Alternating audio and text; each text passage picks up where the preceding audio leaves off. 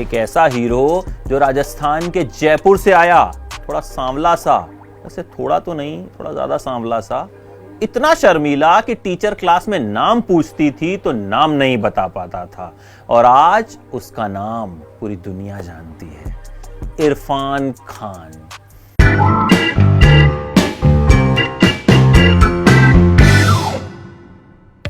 जयपुर में पैदा हुए थे इरफान।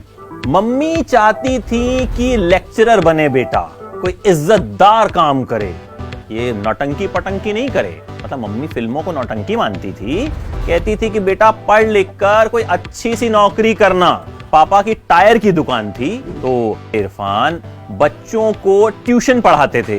पॉकेट मनी मिलती नहीं थी, 15 रुपए महीना मिलते थे, उसको जमा किया और खरीद ली एक साइकिल घुमक्कड़ी के लिए।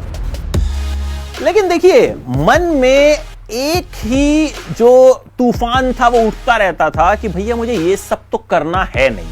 क्लास में बैठते थे, समझ नहीं आता था कि टीचर क्या पढ़ा रही है, बस सुनते थे, लेकिन कुछ पता नहीं चलता था क्या पढ़ा रही है, क्यों पढ़ा रही है, हम क्यों पढ़ रहे हैं, कुछ नहीं। दिमाग में था कि कुछ अलग करना है, कुछ ऐसा करना है जो मन को शांति दे, मन को सुकून दे। देखिए, इरफान को ना फिल्में देखने का चस्का लग गया। तो उस वक्त प्रेम प्रकाश थिएटर हुआ करता था, जो आज गोलचा के नाम से जाना जाता है। वहां दिलीप कुमार और नसीरुद्दीन शाह की फिल्में देखा करते थे। दिलीप कुमार की नया दौर उन्होंने वहां देखी, और उसके बाद से तय कर लिया कि भाई एक्टर बनूंगा। तय तो कर लिया, लेकिन ना तो शक्ल थी ना पर्सनैलिटी। सोचा किसी को बताऊंगा तो बहुत मजाक उड़ेगा। होता है ना, दोस्तों को तुम बता दो कि भैया मैं तो हीरो बनना चाहता हूं, बहुत मजाक उड़ाते हैं। तो कुछ दिन तो किसी को बताया नहीं, और फिर सोचा कि चलिए यार बता ही देते हैं। तो अपने एक बहुत खास दोस्त को बताया, बोला कि देख मजाक मत उड़ाइयो मेरा, मैं ना एक्टर बनना चाहता हूँ। अब दोस्त कब तक कंट्रोल करता, 2 दिन तो उसने कुछ नहीं कहा। उसके बाद ऐसा मजाक उड़ाया कि बेचारे इरफान भी जो हैं पछताने लग गए कि मैंने इसे क्यों बता दिया भैया कि मुझे हीरो बनना है। तो चले गए भाई साहब NSD।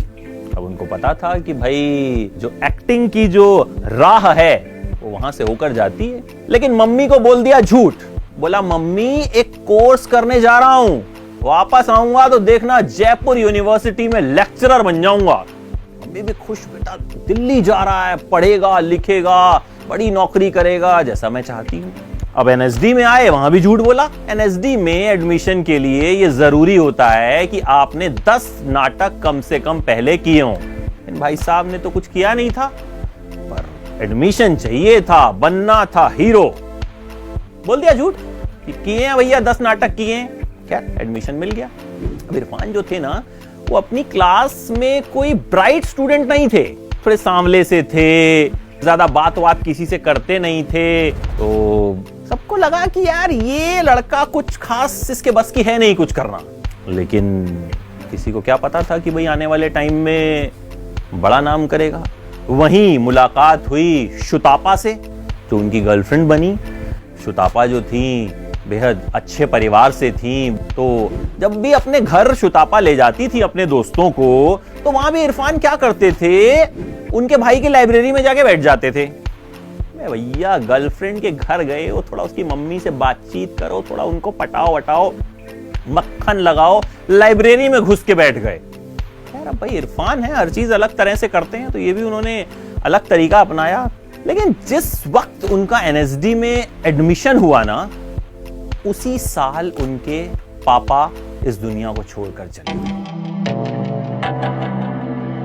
इरफान परिवार के सबसे बड़े बेटे थे, परिवार की जिम्मेदारी उन पर आ गई। मिडिल क्लास फैमिलीज में होता ऐसा है कि बड़े बेटे पर जिम्मेदारी आती है, तो इरफान पर बड़ी जिम्मेदारी आ गई।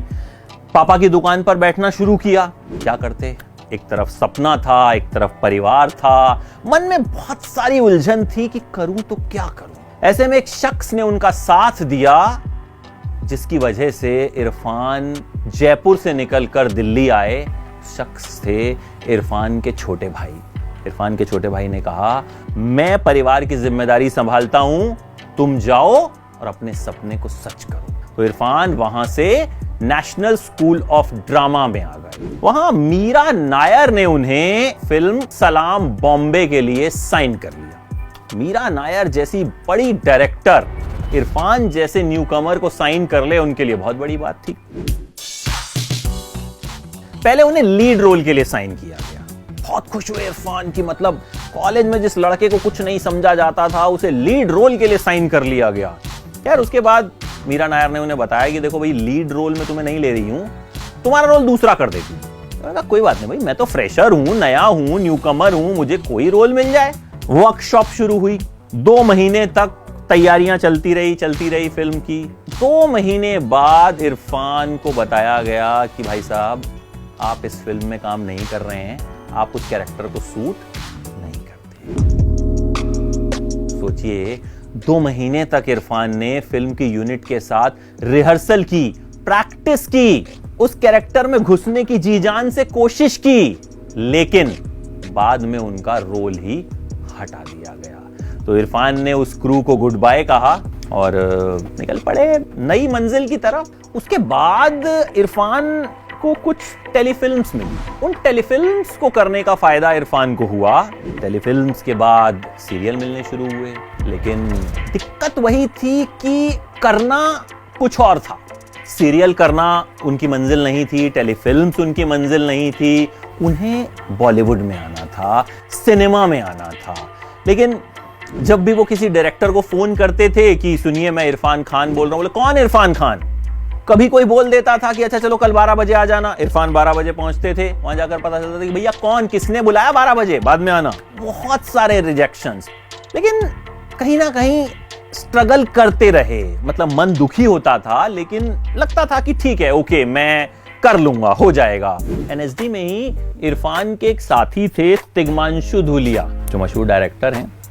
उन्होंने भी इरफान के साथ ही जो है ये कोर्स किया था। तो तिग्मांशु धूलिया को भी लगता था कि नहीं, इस लड़के में जो है टैलेंट है और मैं जब फिल्म बनाऊंगा तो इसको जरूर कास्ट करूंगा। देखिए, इरफान को स्ट्रगल करते हुए 2 दशक बीत गए, 20 साल। 20 साल में तो कोई भी टूट जाए, लेकिन इरफान नहीं टूटे। इरफान को उसके बाद एक ऐसा ब्रेक मिला जिसने उनकी किस्मत पलट कर रख दी। द वॉरियर, हॉलीवुड फिल्म, और उसमें मेन लीड। सोचिए, जिस शख्स को बॉलीवुड काम नहीं दे रहा था, उसे हॉलीवुड ने काम दिया। इरफान ने द वॉरियर की और छा गए। उसके बाद उन्होंने की हासिल, अपने दोस्त तिग्मांशु धूलिया की फिल्म में विलन के किरदार में थे। और उसके बाद तो सबने मान लिया कि भैया ये जो है कमाल का एक्टर है। एबीपी न्यूज आपको रखे आगे।